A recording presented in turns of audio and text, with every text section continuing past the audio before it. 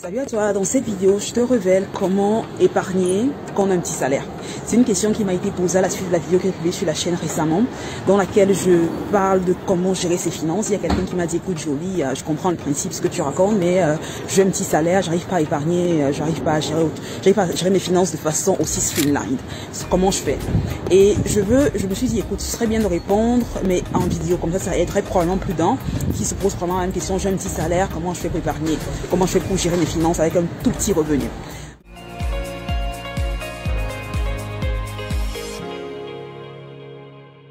Je veux commencer en disant que voilà, je fais une petite pause, du coup je me suis dit je vais sortir marcher, je t'amène avec moi. Donc déjà je vais commencer en disant que la façon avec laquelle tu épargnes, l'épargne que tu fais n'est pas fonction du revenu que tu gagnes. L'épargne est comme un muscle, et plus tu travailles le muscle en fait, et mieux et plus il grandit, plus dur il devient, et tu vois, donc c'est pareil. L'épargne c'est un muscle. Je veux dire, on n'a pas un gros muscle parce qu'on fait du fitness. C'est parce qu'on fait du fitness qu'on a un gros muscle. C'est pareil. Ceux qui ont beaucoup d'argent, ils n'épargnent pas parce qu'ils ont beaucoup d'argent, ils ont beaucoup d'argent parce qu'ils ont épargné, d'accord? Et tout le monde, on commence toujours, peu importe ceux qui sont les plus nantis ou les moins nantis du tout, on commence toujours avec le même niveau de revenu, on commence à zéro. Donc il est important de dire que je commence à zéro, que j'ai 100 euros, 1000 euros ou 10 000 euros de revenus mensuels. Si je peux même sur 1000 euros d'épargner 100 euros, ou si je peux même d'épargner sur 10 euros, épargner 1 euro, ce n'est pas en ayant 10 000 euros que je vais épargner 1000 euros en fait. Non, c'est une habitude que tu as en toi, c'est une habitude que tu dois travailler en toi. Et plus tu travailles l'habitude en question, et plus tu seras même d'épargner de larges montants. Au fur et à mesure que ton revenu croira, tu vois. Donc c'est la même chose ici. Donc je commence déjà par dire ça. L'épargne, c'est une habitude que tu dois développer, peu importe combien tu gagnes, d'accord? Maintenant, si tu as un petit revenu, c'est clair qu'il y a des contraintes qui sont particulières à ta situation qu'il faut prendre en compte. La première des choses que je vais dire, c'est fais un audit. On va dans un parc plus tranquille. Commence par faire un audit de tes dépenses, d'accord? Donc, quoi est-ce que tu dépenses tous les mois? Et fais un audit vraiment strict. Regarde à tes finances, regarde ton extrait bancaire des 3 derniers mois et demande-toi clairement quelles sont les dépenses que j'ai dans ce compte bancaire et quelles sont les dépenses facultatives que j'ai ici. Je partage avec toi 3 stratégies qui te permettront d'épargner plus facilement et beaucoup plus avec un petit salaire. La première, c'est extraire ton relevé bancaire, regarder les 3 derniers mois et sois vraiment méticuleux en regardant dans quoi tu dépenses. Est-ce que tu dépenses trop dans la nourriture? Il y en a qui mangent juste trop. Hein? On mange pour vivre, on va manger. Est-ce que ce sont les abonnements qui ne te servent à rien? Est-ce que ce sont des sorties que tu peux facilement annuler? Est-ce que ce sont des petits plaisirs qui ne t'apportent rien de concret? Sois rigoureux avec toi-même et dis-toi, le but ici c'est d'épargner, de réduire les dépenses au maximum, du moins les dépenses futiles, quoi. Tu vois? Il y a beaucoup de choses dans lesquelles tu dépenses vraiment, peut-être des sorties de resto, peut-être une assurance que tu payes trop cher, un abonnement télé, des trucs que tu achètes, des vêtements, tout ce que tu veux derrière. Mais forcément, quand tu regardes ton extrait bancaire de façon assez claire, tu vas te rendre compte qu'il y a beaucoup de choses dans lesquelles tu dépenses qui ne sont pas forcément importantes. Le second truc, c'est de te fixer un objectif, d'accord? Fixe un objectif, te dire, ok, à la fin du trimestre, à la fin du mois, je vais avoir épargné X montant. Ce qui est un objectif, c'est quand tu te fixes un objectif, tu as quelque chose vers lequel tu travailles. L'objectif, c'est un peu comme une boussole qui te permet de te guider dans ce que tu fais. Si tu n'as pas d'objectif, tu navigues un peu à vue.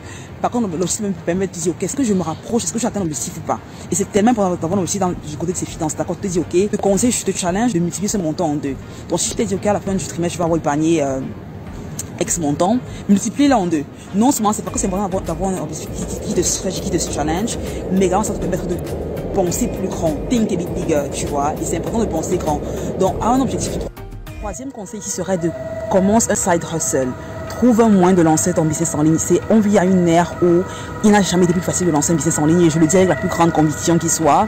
Et on a tous les mêmes 24 heures dans la journée. Donc si tu travailles, que tu as un petit salaire, ça veut dire probablement que tu as également un petit travail, ou que tu as un travail qui n'est pas très prenant. Donc, et même si tu as un travail qui est prenant, le travail c'est 8 heures, 10 heures par jour, tu as encore 14 heures. Si tu dors 6 à 7 heures par nuit, tu as encore 6 heures qui te restent.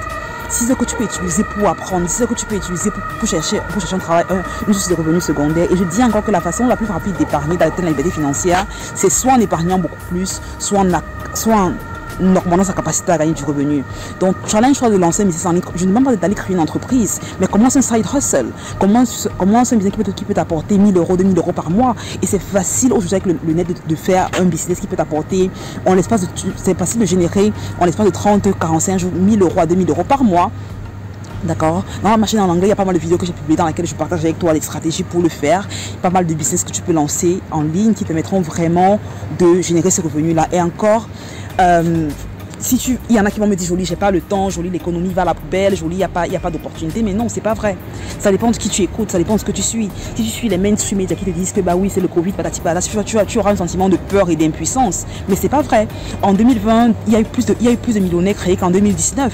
Bien qu'il y ait eu une pandémie, tu vois. Donc ça dépend vraiment de la capacité que tu as, toi, à regarder au-delà des challenges apparents, à regarder au-delà de la crise apparente et dire, ok, comment est-ce que je peux servir? Parce que quand on dit entrepreneur, c'est quelqu'un qui a la capacité à résoudre des problèmes. Et on vient à une ère où il y a pas mal de problèmes qu'on peut résoudre, en ligne spécifiquement. Donc, c'est ce par quoi je vais te dire. Si tu as besoin de plus d'informations sur comment lancer un business, dans quel business se lancer, je te conseillerais de déjà regarder la chaîne en anglais dans laquelle il y a pas mal de contenu à ce niveau-là. Mais également, laisse-moi un commentaire.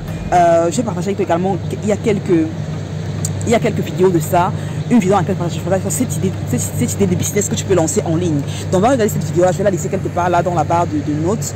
Et regarde également la vidéo que j'ai fait précédemment sur comment gérer ses finances. D'accord, je partage avec toi un principe pour mieux gérer ses finances. J'espère que cette vidéo t'aura aidé. Fais-moi savoir en commentaire les stratégies que tu as utilisées toi pour épargner plus d'argent et comment ça pourra aider quelqu'un d'autre et laquelle de ces stratégies tu implémenteras.